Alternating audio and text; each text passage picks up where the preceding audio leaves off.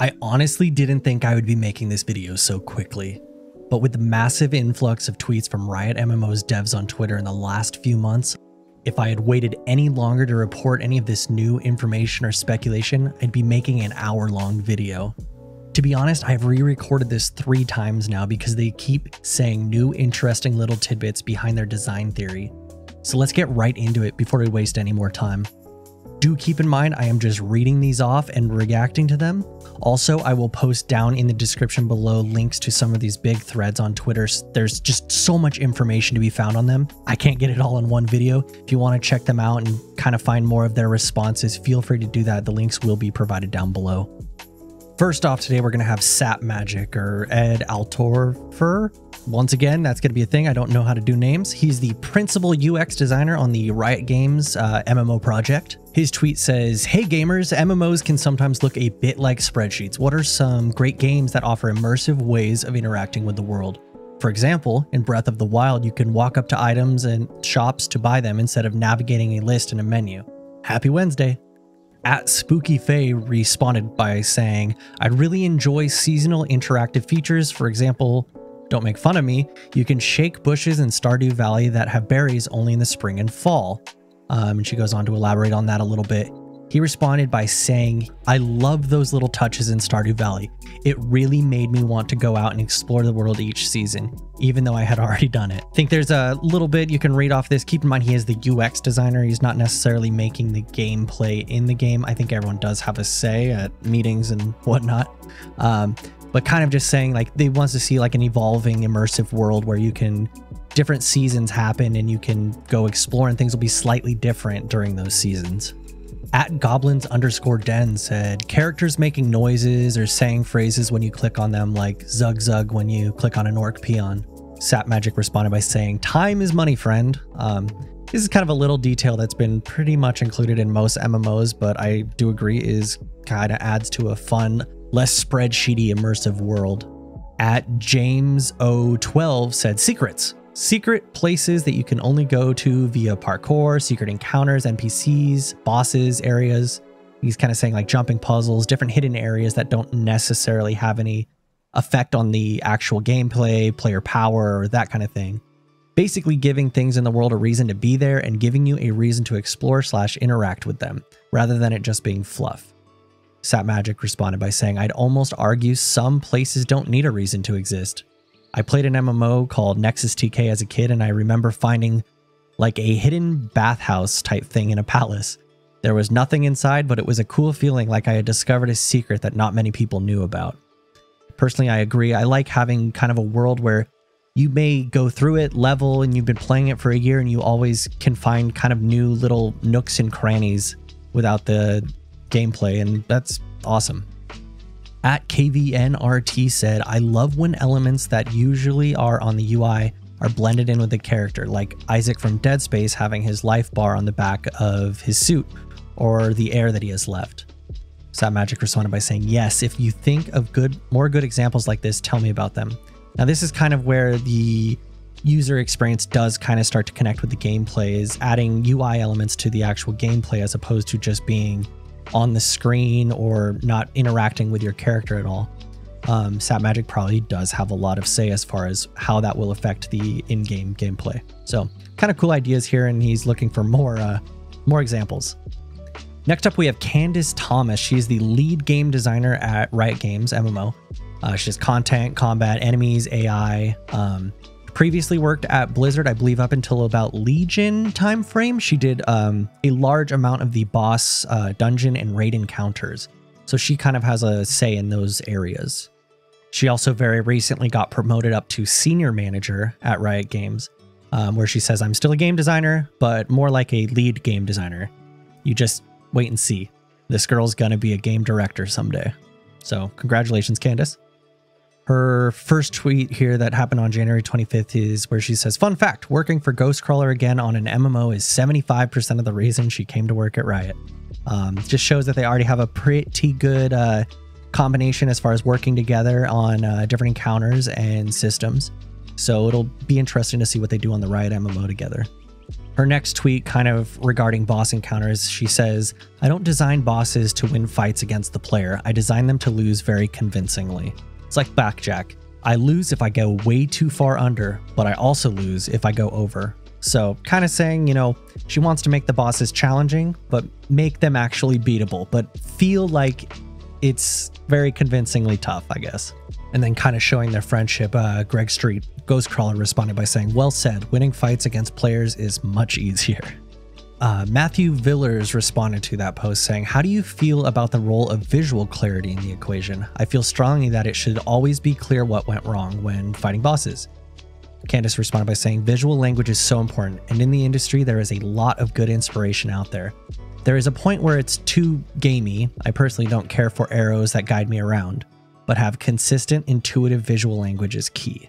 Kind of saying, you know, showing where the players should be, how they should interact with the bosses, how they should fight them, but not making it super, like, too obvious where, like, follow the arrow and you'll dodge the attack or other things of that nature. Stephen King responded by saying, "Just curious, do you also design bosses to teach? Like you have a cool mechanic, but you don't want to spring it on players, so you try to pepper a toned down version in prior to the boss?" Candice responded by saying, "All the time. First example I can think of is when I did Yor Saj in Dragon Soul. He absorbs slimes to gain abilities. His trash consisted of the same slimes who had a toned down version of that ability as a preview. Small example, it can get more sophisticated, especially with the systems." Finally, Drew Miller asked the question, "How has Mythic Plus scaling affected your approach to designing dungeon encounters?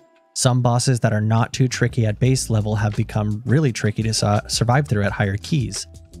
Candice responded saying, "Great question. Hard to answer on Twitter, but basically, 1. Make sure lethality isn't the only punishment for bad play, since health pools are finite. Weave in disables or other failure points. 2. Focus on mechanics that require execution over raw numbers. It's more fun anyways."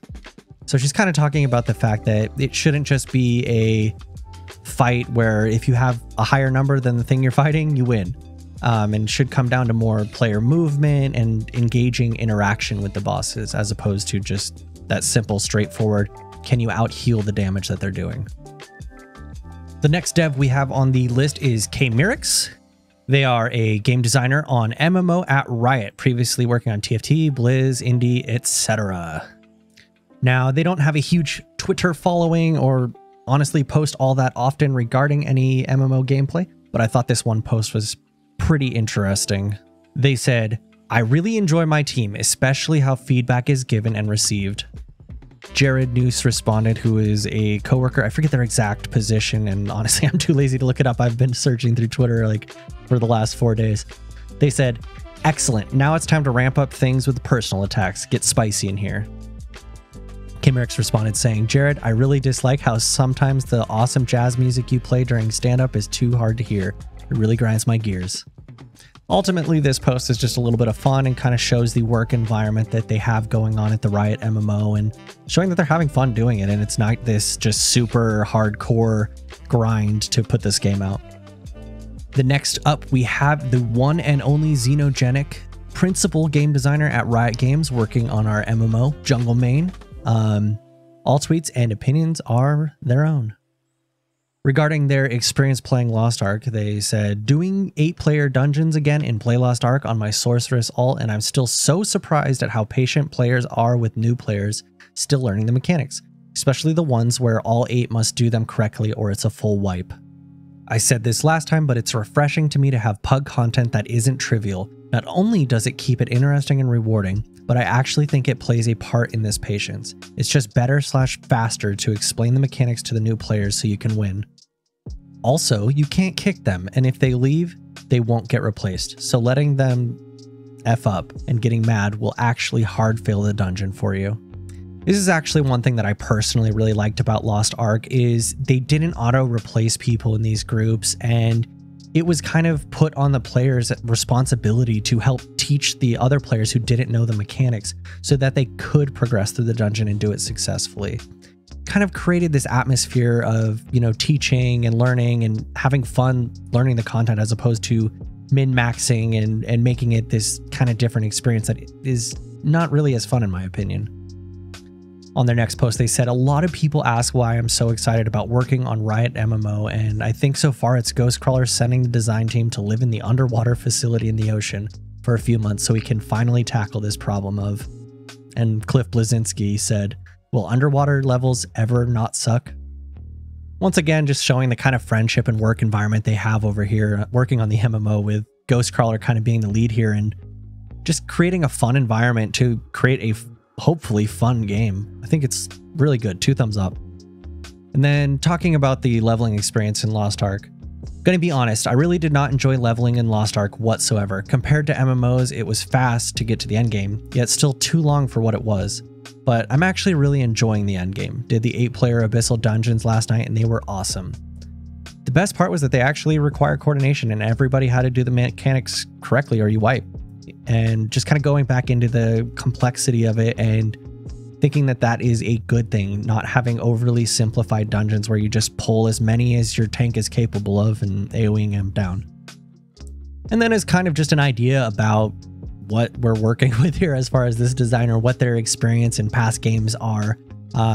They said their most played game obviously was World of Warcraft with over 21,000 hours. But some of their other games that they had over 500 hours were League of Legends, Ultima Online, Dark Age of Camelot, Star Wars Galaxies, Escape from Tarkov, all of the Diablo games, StarCraft 1, Warcraft 2 and 3, and Quake 1, 2, and 3. Ark is close to 489 hours, so they didn't quite hit that 500 mark. Personally, I've got over, I think, somewhere between 3,000 and 4,000 hours in Ark, so I understand how that goes. And then talking about design decks, they like to include quotes from great designers that fit their point when they make them.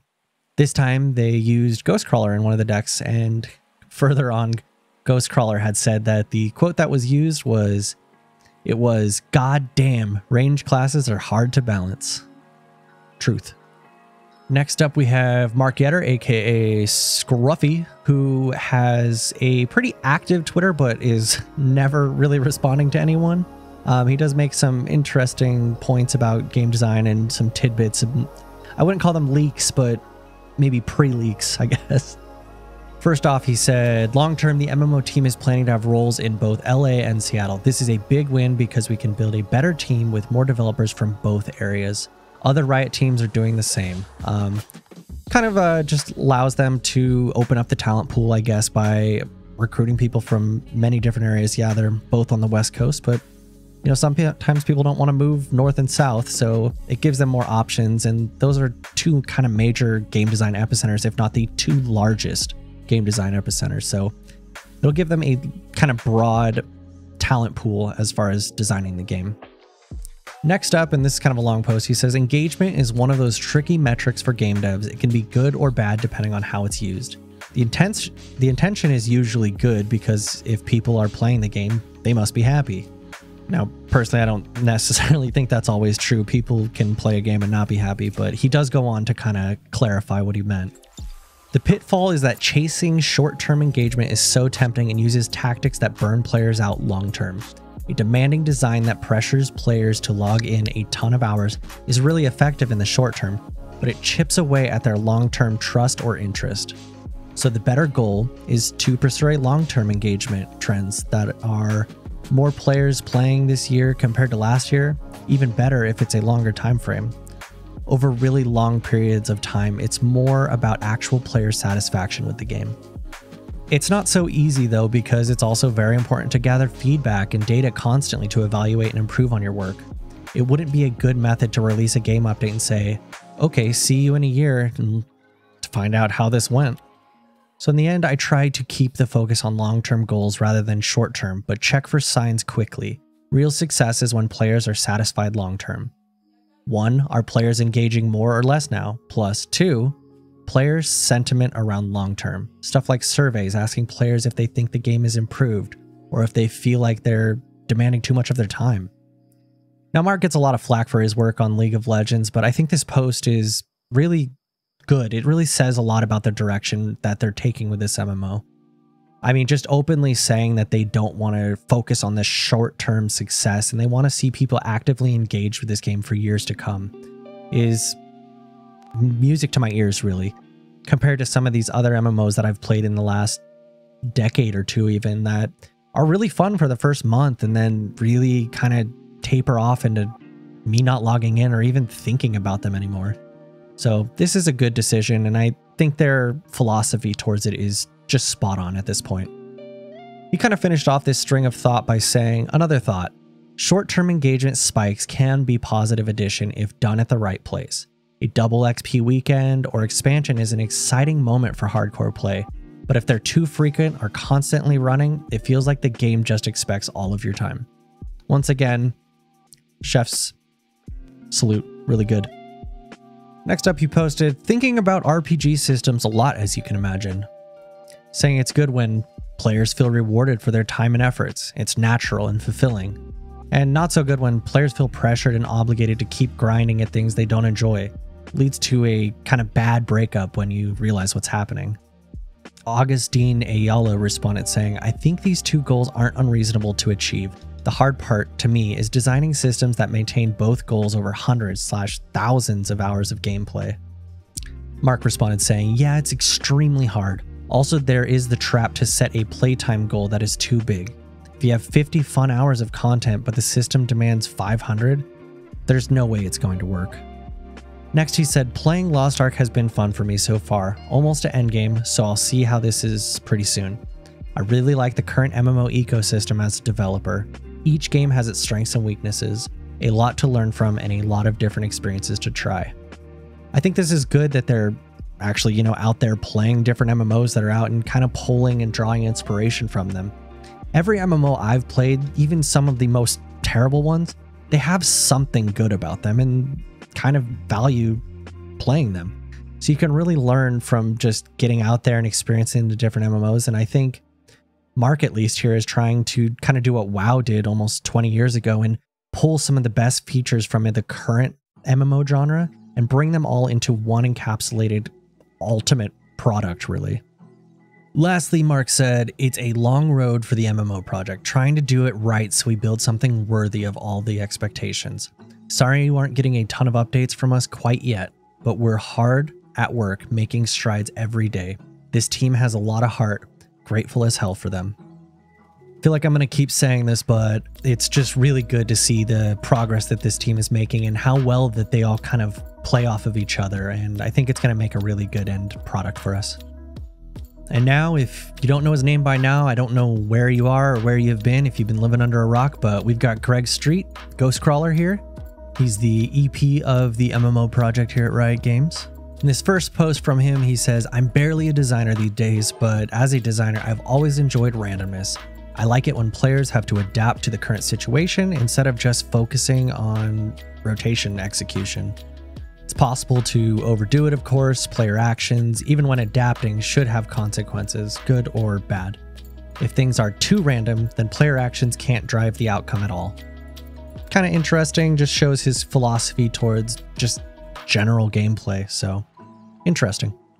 And I left most of the post out because it was more about people interested in getting into game development, but he did post this at the end of it saying, related to my long thread on getting into the business, we would like to hire some people with no prior experience to work on the MMO. It won't be a while and there won't be 500 of these jobs, but we think the perspective will help us and we can give back to the community a bit. So any of you guys who've been playing MMOs for a long time, think you have some good ideas, keep an eye out for those job postings. They're going to be hiring people who don't have game design experience to be a part of the team and kind of give their input on it. And that's kind of really cool. So hopefully some of you guys can get those positions and you can leak some information to me. Greg's next post is really kind of the biggest one probably of this whole video. And there's just a ton of information. Once again, I'm going to have the link down below. You can go through it and find all of his responses and stuff, but I did pull out some of the more important ones. What he said was, so let's be a little more negative for a moment. Without bashing other games, what features do you not want to see in this game we are making? One of the top responses was from Shroud, where he says leveling. Greg responded saying, so you don't gain power at all, or you just want the game to start at endgame? Shroud responded saying, I think gaining power should come from knowledge. I want to be in a world where when I click create character, everything I do has some level of importance and not just a long-winded tutorial. I've talked to a lot about this and I can only convey so much on Twitter. Asmongold responded to Shroud saying, I really liked how in New World, even the items and profession stuff you would do during level would have an impact on the overall economy. While I think some leveling is nice, it should have a purpose and move you towards a greater goal in the end game simultaneously. Now, Greg obviously didn't respond to these two responses to his post because probably giving away too much information, and this isn't necessarily regarding the MMO as they're not crowdsourcing help for it. But it does give some interesting perspective on some of these top streamers and what they're looking for in this game. Kind of ironically here, Griff asked, transmog systems. I understand you want to look for your character and having things match, but some games just use it as an aggressive monetizing system. Greg responded with, you realize I coined the term transmog for WoW. I didn't make up the word, but he did coin it as far as WoW and how their transmog system works, and really one of the first transmog systems in MMOs. Now, keep in mind most of Greg's responses on these are kind of tongue-in-cheek and aren't giving away any information. I would expect some transmog systems and cosmetics to be within the Riot MMO. I would really be surprised if there wasn't any. And I think Griff's intention on this post, maybe not worded perfectly, was that he doesn't want to see the aggressive monetization systems, but transmog in and of its own right is probably just fine. @Negism said, time-gated content, whether it be daily logins, events that unlock/progress gradually each day, resources that refill over time, etc. It makes your burnout real quick and feels like a chore to log into the game every day. Greg, kind of playing the devil's advocate, said, what if those systems are intended just so you don't feel like you have to play for 60 hours straight when new content drops? Now, I think with most things in an MMO, and really this whole Twitter thread kind of just says that everything kind of needs to exist in balance. I don't think no time-gated content is the right answer, and I don't think only time-gated content is the answer, but putting everything in a good balance is really, I think, where game direction should be going. Big Morin says, an abundance of mechanics that stalemate PvP matches. In other words, designing damage to feel lethal and exciting in variable moments, not just in the peaks and valleys of cooldown windows. Greg's response to this was, are you okay if abilities work differently in PvE and PvP?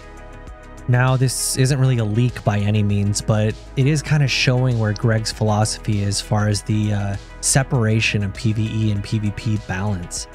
I've always been a fan of games that have separate PvE and PvP balances. I think the important thing here, though, is the way that you provide this information to the players, whether it's through tooltips or anything of that nature, that express the differences between the different game modes. The next one we have is Deuterino.doge says, no dailies, no weeklies, no quest hubs. Greg's response was, what does an RPG look like without any quest hubs? And kind of accurate. You can't really make an RPG, let alone an MMORPG, that doesn't have any hubs or places to go really that have engaging content. It's more how those quests are presented to the player. Lastly, we have Huckleberry here who says, artificial time gating that doesn't respect your time beyond an engagement metric. Greg's response is, sometimes those systems are designed so players don't fall too far behind, rather than trying to get you to log in every day. Now, in a previous video, I do remember Greg had said too, on the other side, that he wants to create a game that does respect the player's time, and that's very important to him. So I think, you know, obviously all these posts are a little kind of funny, his responses, and not really revealing much, but it is interesting to see how he responds to them, and it's more interesting to see what the player base is looking for in this game. And lastly, and probably describing it in a way better that I could do, Maximum from Team Liquid says, this thread will serve as an example that so many people want different things from an MMO. Just make whatever you guys are passionate about. Some of the best games do what they do best, and the community will come to that. This game will be a banger guaranteed as long as it isn't rushed out and doesn't try to cater to everything an MMO player wants. Main issue with WoW right now, at least, is that they're trying to make everyone happy, which is impossible, and it's not able to be great for many players. Now, if going through these Ghost Crawler posts has made anything abundantly clear to me, it's that we all kind of want something different from this MMO, and really MMOs in general. I think when it comes down to it is having a team, and a team more importantly that's passionate about the game that they're creating and will make a good game. I don't think necessarily we as the players oftentimes, and I know it's memed about, know what we want. Oftentimes we'll just play a game because everyone else is playing it, and we'll find something new and exciting that we enjoy playing. And I hope that's the case for this one, and that the devs make something that they really are passionate about and they think will make a great immersive MMO gaming experience. All right, guys, that was one hell of a video. So many words, almost over 20 minutes long. I'm starting to lose my voice at this point. I want to thank you guys for coming out. I will try to get the next one out maybe a little bit sooner so it doesn't end up being so long. Really, it just comes down to how much information we can get on Twitter. I'll continue making videos about the Riot MMO and its different content as we get that content released. And obviously it's not going to all be Twitter based, but a majority of it seems that way now. As always, make sure you hit the subscribe button, like the video. Want to hear your comments down below. I once again will be leaving those links down there too. So if you want to find more information about this, go check it out. And I will see you in the next video. Peace.